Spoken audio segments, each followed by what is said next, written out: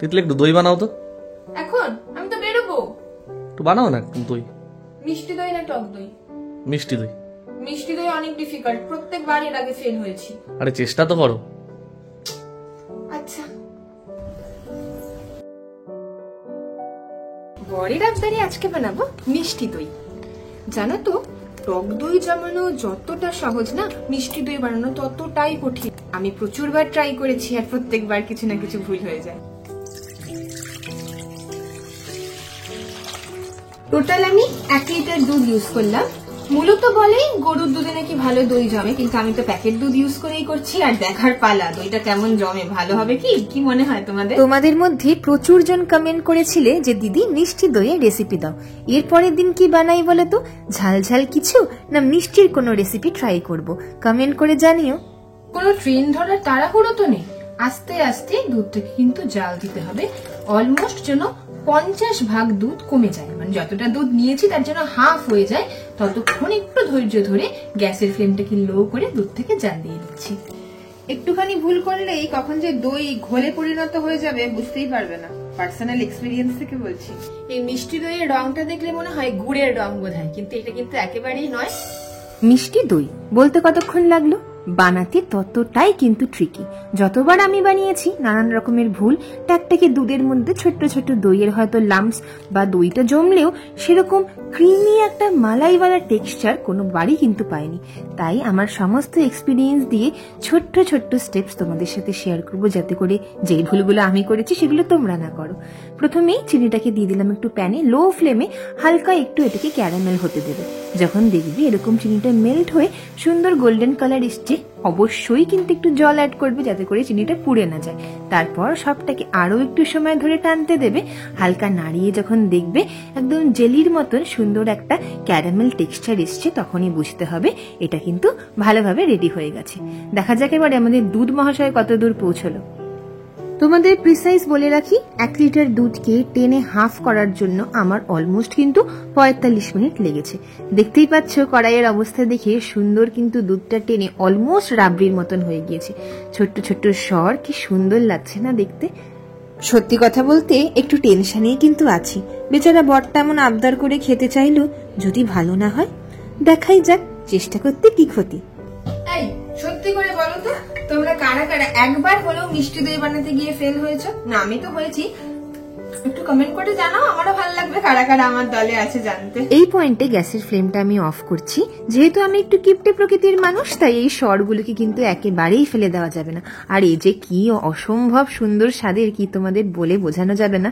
দইয়ের মধ্যে যখন স্বরগুলো মুখে পড়বে খুব সুন্দর লাগবে, কিন্তু একবার ট্রাই করে দেখো। চিনিকে যে আমরা ক্যারামেল করলাম সেটাকে এবার অ্যাড করে দিতে হবে এই দুধের মধ্যে। সবটাকে দিয়ে বেশ সুন্দর করে কিন্তু মিলিয়ে মিশিয়ে নিতে হবে।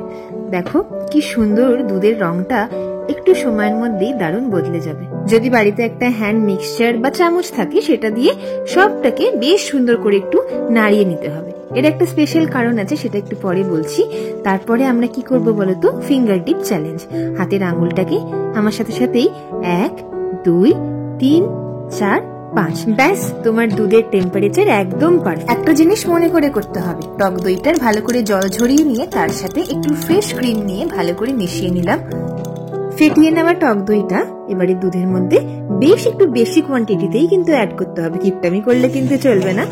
একবার দইটা অ্যাড করে আর খুব বেশি মেশাবো না, হালকা হাতে একটু সবটা নাড়িয়ে নিয়ে দেখো দারুণ বাবল ফর্ম হয়েছে।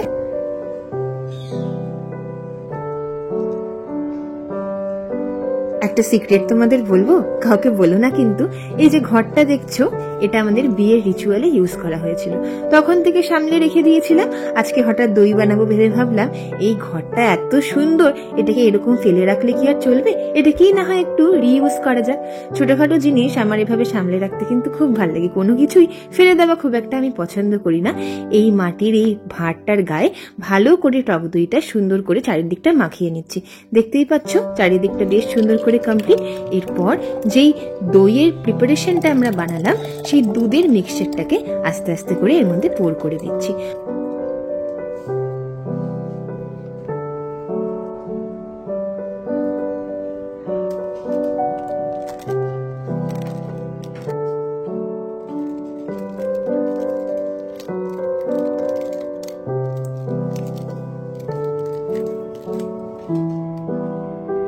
যত্ন করে বানানোর প্রিপারেশনটাকে একটু গরম জায়গায় ওভারনাইট রেখে দেব ভালো করে সেট হওয়ার জন্য।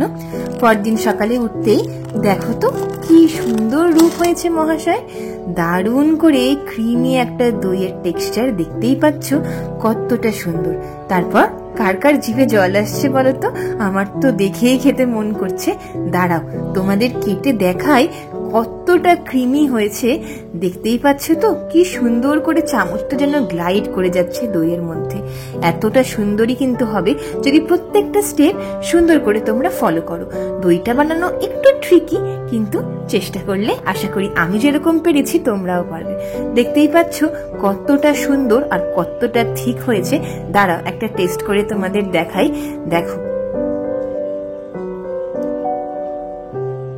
চামচটা উল্টে দিয়ে তোমাদের দেখাচ্ছি, দেখতে পাচ্ছ একটুও কিন্তু পড়ে যাচ্ছে না, মানে কতটা থিক অ্যান্ড ক্রিমি। ব্যাস এইভাবে প্রিয়জনদের অবশ্যই বানিয়ে খাইও। নীলাদ্রি, টেস্ট ইট।